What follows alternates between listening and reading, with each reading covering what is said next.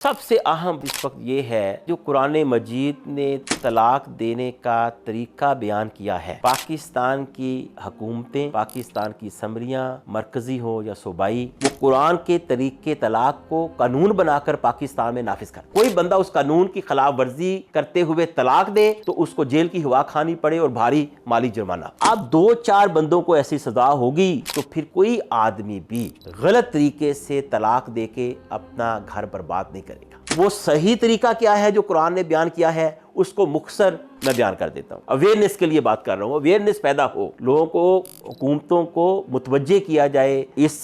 मुआशरे की लीडरशिप को कि भाई उम्मत बर्बाद हो रही है, लाखों घराने टूट रहे हैं, डेली हजारों केस पाकिस्तान की अदालतों में, फैमिली कोर्ट्स में दायर हो रहे हैं, अदालतों का बोझ बढ़ रहा है, बच्चे जो हैं वो अपने माँ बाप की शफकत से महरूम हो रहे हैं, मुआशरा का इस्तेहकाम जा रहा है, खानदान टूटता है तो मुआशरा कमजोर हो जाता है। इस मुआशरे को बचाना है तो खानदान के इदारे की हिफाजत की जाए, और खानदान के इदारे की हिफाजत का एक अहम असूल ये है कि मियाँ बीवी अगर किसी वजह से आपस में अनबन हो जाती है तो कोशिश की जाए कि नौबत तलाक तक ना आए, और अगर तलाक की नौबत आ गई है तो ये जो तरीका रवाज पा गया है कि मौला जट की तरह अचानक लड़ाई हुई और ठा ठा ठा जनाब फायर कर दिए, तलाक तलाक तलाक तलाक तलाक, इस खेल को बंद किया जाए, इस तमाशे को बंद किया जाए, इसको सख्ती के साथ कानून की ताकत से रोका जाए। और ये दीन का मंशा है, ये कुरान का मंशा है, अल्लाह ताला चाहता है, अल्लाह का मंशा ये है कि जनाब तलाक ना हो, वहां तक नौबत ना पहुंचे। चुनाचे उसका तरीका ये है कि इद्दत के हिसाब से तलाक हो, और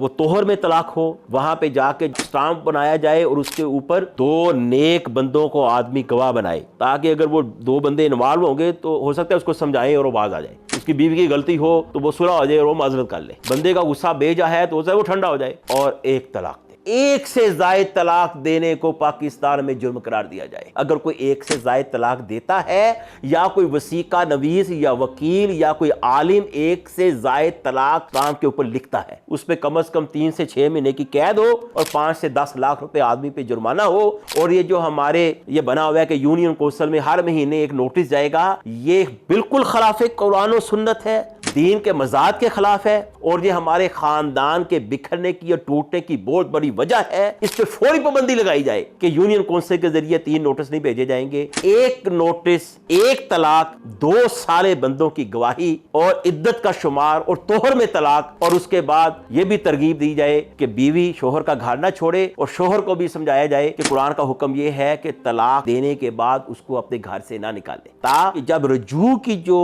वक्त मौजूद है उसमें मुमकिन है कि दोबारा मियाँ बीवी के जज्बात एक दूसरे के लिए नरम पड़ जाएं और वापस में सुलह कर लें। ये कानून बनाया जाए। अगर इस कानून को फॉलो किया जाए तो पाकिस्तान में अगर 100 तलाकें होती हैं, इंशाअल्लाह ताला कुरान मजीद का ये तरीके तलाक इतनी हिकमतें रखता है कि 100 में से 95 तलाकें जो है वो गैर मौसर हो जाएंगी और मियाँ बीवी का आपस में रुजू हो जाएगा। और इसके बावजूद अगर 4-5% केसेस में तलाक हो जाएगी एक तलाक के नतीजे में रुजू ना करने की सूरत में, तो सारी जिंदगी मियाँ बीवी के पास ये ऑप्शन मौजूद रहेगा कि दोबारा जब चाहे ने हक महर के साथ दोबारा निकाह कर लें, और जो हराम किस्म के हलाले मुआशरे में रवाज पा चुके हैं उनसे भी लोगों की जान छूटेगी।